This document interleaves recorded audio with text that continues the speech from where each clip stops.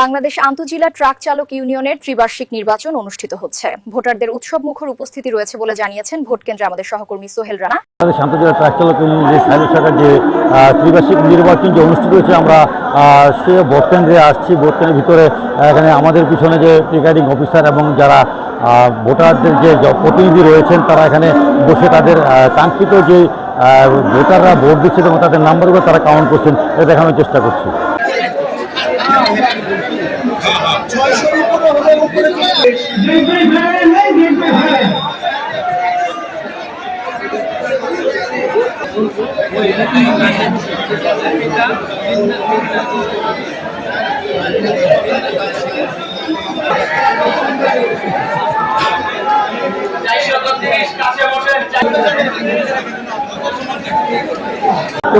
আমার পিছনে যে আইনশৃঙ্খলা বাহিনী যারা রয়েছে এবং রাজনীতিবিদ যারা রয়েছে, তারা এখানে আসছেন এবং তারা পরিদর্শন করছেন এবং আমাকে জানিয়েছেন যে শান্তি শৃঙ্খলার মধ্য দিয়ে আমাদের এই ভোট শুরু হচ্ছে এবং শান্তি শৃঙ্খলা বজায় রেখে ভোট কেন্দ্রে ভোট চলছে।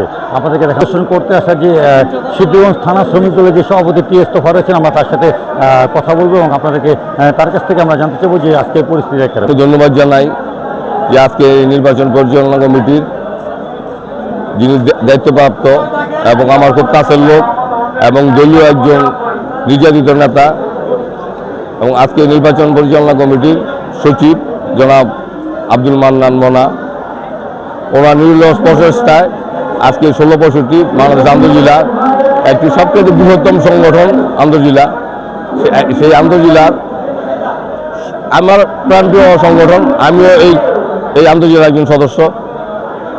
আজকে এই নির্বাচনটা মান্নান ভাইয়ের নেতৃত্বে আজকে যে উৎসবমুখর পরিবেশ এবং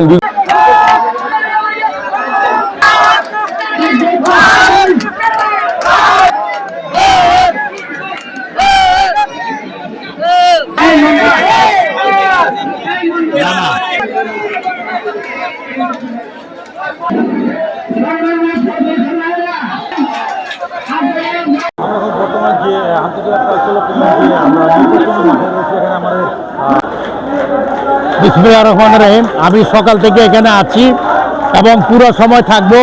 ইনশাল্লাহ আনন্দঘন পরিবেশে নির্বাচন হচ্ছে, কোনো রকমের ঝামেলা হয় নাই এবং ভোটাররা সুন্দরভাবে ভোট দিচ্ছে।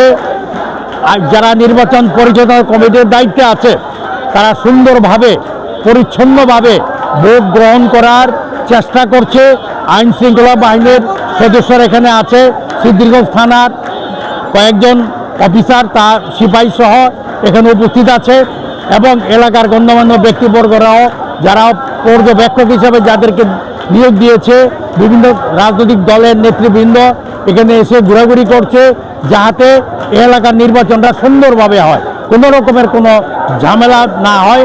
এবং আমিও ইনশাল্লাহ নির্বাচন ভোট গণনা পর্যন্ত এখানে থাকবো। ইনশাল্লাহ কোনো সমস্যা হবে না, ভালোভাবে নির্বাচন সম্পন্ন হবে আশা করি।